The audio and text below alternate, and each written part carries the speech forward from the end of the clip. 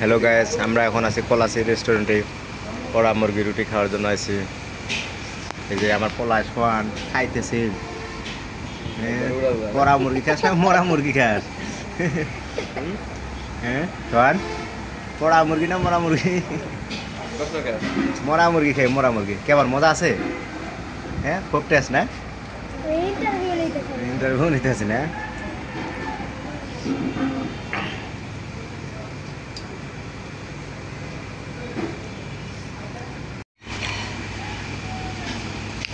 হাতে 7 আপও আছে, 7 আপও খাইতেছি। খাও খাও।